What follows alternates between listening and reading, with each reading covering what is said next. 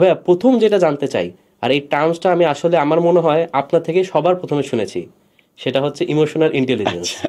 হ্যাঁ, এটা আপনার থেকে, আপনার ভিডিও থেকে প্রথমে জানা। ওকে। তারপর আস্তে আস্তে আসলে এই যে এখন আমরা দেখি জব, যখন দেখি যে জব পেতে হলে কি করতে হবে, তখন এই কোয়ালিটিটা অনেক ইম্পর্টেন্স দেয় যে ইমোশনাল রাইট। ইন্টেলিজেন্স থাকতে হবে। অনেক কর্পোরেটের এটা খুব কথা হয়, অনেক ট্রেনিং ওয়ার্কশপ অনেক হচ্ছে ট্রেনিং হয়, মানুষ অনেক টাকা খরচ করে কন্টিনিউয়াস। এইটা রাইট। জিনিস জানতে চাচ্ছে, ইমোশনাল ইন্টেলিজেন্স। রাইট। তো ভাই, এই 2025 সালে এসে এটা কেন এত গুরুত্বপূর্ণ, আর আপনি কেন এটা নিয়ে স্টাডি শুরু করেছিলেন? দারুণ একটা প্রশ্ন করেছেন সাবিক ভাই। এখানে শুরুতে আমি যেটা বলবো যে 2025 সাল যেটা বলছেন, হুম। এখানে আমার একটা আপত্তি আছে। আচ্ছা। এটা কিন্তু 2025 সালে এসে গুরুত্বপূর্ণ তা না। মানে হ্যাঁ। এইটার এটা সামনে ধরেন আরো 2000 বছর পরে ওটা গুরুত্বপূর্ণ থাকবে, বা এখন থেকে 2025 বছর আগেও বা 2025 খ্রিস্টপূর্বেও এটা গুরুত্বপূর্ণ ছিল।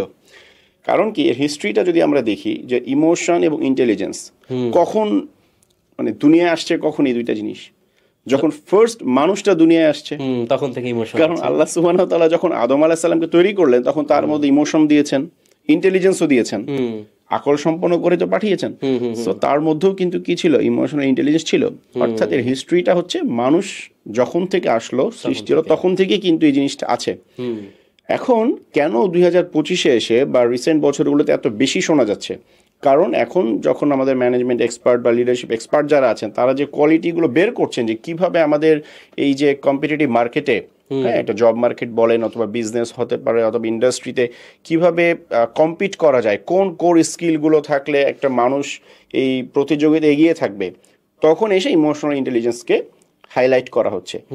বাট এটা কিন্তু মানুষের নেচারের মধ্যে সেই সৃষ্টির শুরু থেকে জিনিসটা ছিল। এবং আমরা যদি সিরাতের মধ্যে দেখি, রাসূলুল্লাহ সাল্লাল্লাহু আলাইহি ওয়াসাল্লাম দারুণভাবে এই জিনিসগুলো, এই অ্যাসপেক্টগুলো প্র্যাকটিস করে গেছেন।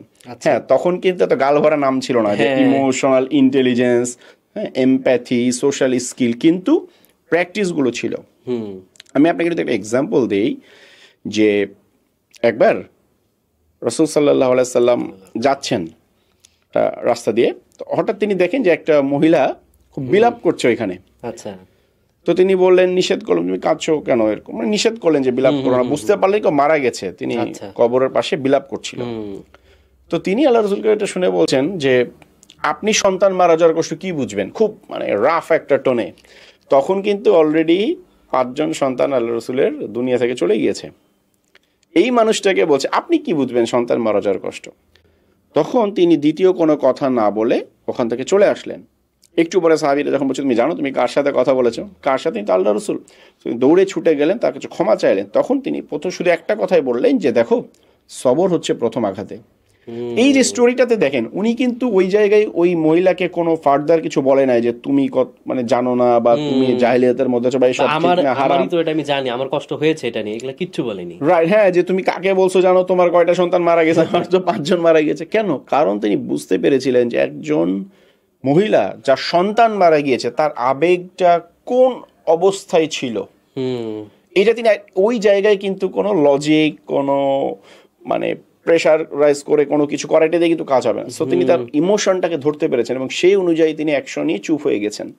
ঠিক আছে, এটাই ইমোশনাল ইন্টেলিজেন্স, যে মানুষের আবেগকে বুঝতে পারা, নিজের আবেগকে বুঝতে পারা, এবং এই যে ইমোশনাল আন্ডারস্ট্যান্ডিংকে কাজে লাগিয়ে মানুষের সাথে একটা গ্রুপ ডাইনামিক্সে একটা সুসম্পর্ক গড়ে তোলা, বা আমি যেইভাবে যেই লক্ষ্য আমি অ্যাচিভ করতে চাই, লক্ষ্যটাকে অ্যাচিভ করে নিয়ে আসা by dealing with others emotion and owns emotion.